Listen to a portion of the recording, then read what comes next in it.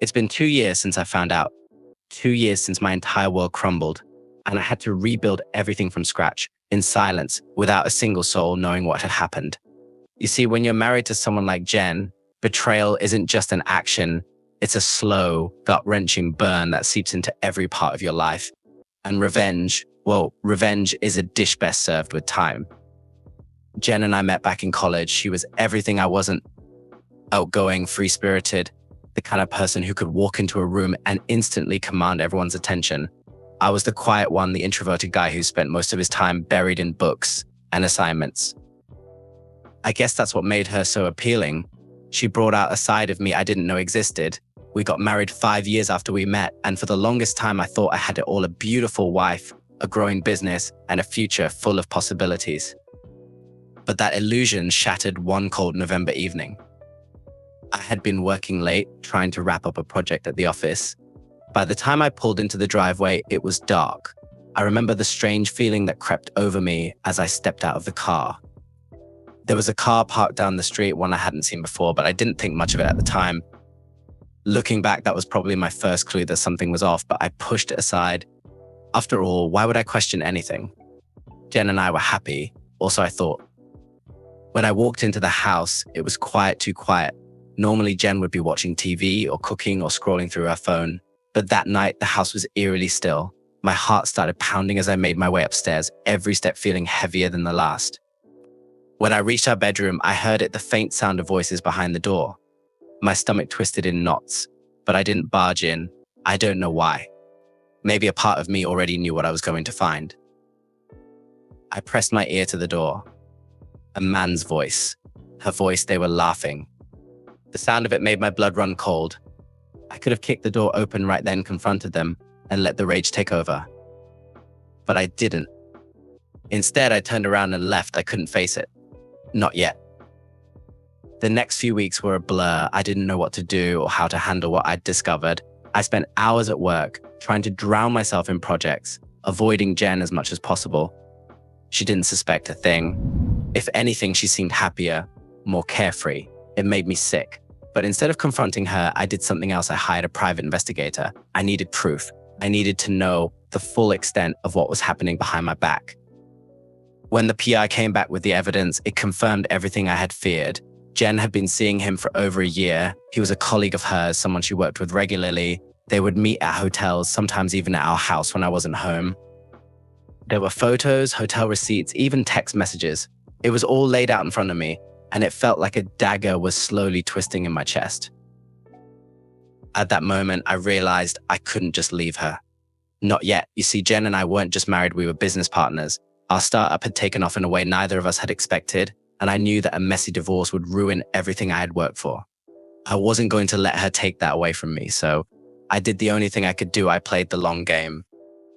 For the next year, I acted like nothing was wrong. I was the perfect husband, bought her flowers, took her out on romantic dates, even planned a surprise vacation for our anniversary.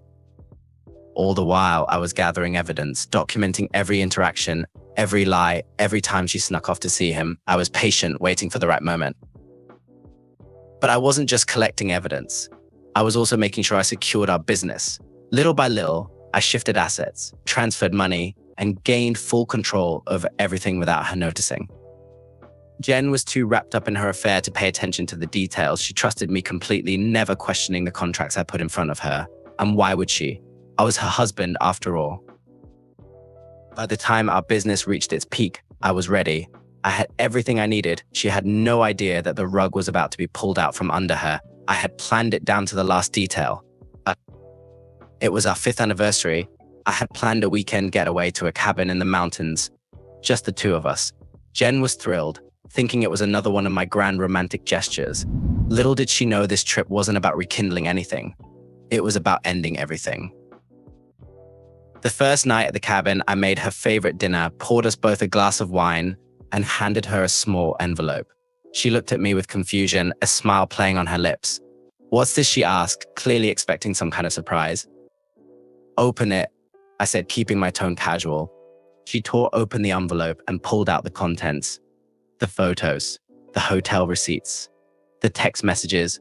Her face went from playful to pale in an instant. "What?" "What is this?" she stammered, her voice barely above a whisper. I leaned back in my chair, taking a slow sip of my wine. "It's over, Jen. I know everything."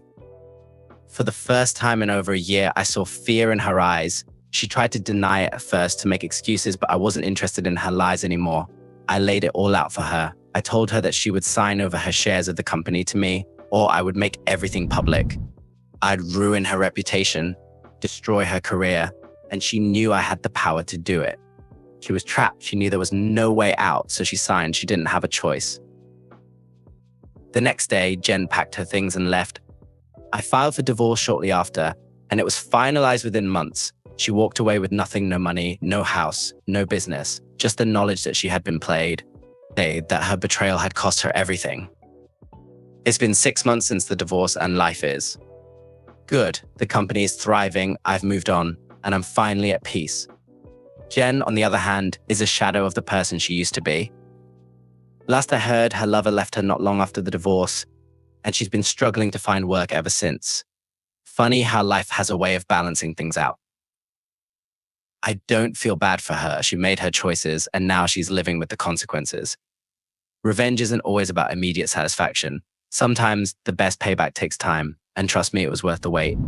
Thank you for watching until the end. Sometimes revenge isn't an instant strike, but a long, calculated game. If you enjoyed this story, don't forget to hit the like button and subscribe for more gripping tales. Let me know in the comments what you think about this kind of payback. See you soon on Story Voyage.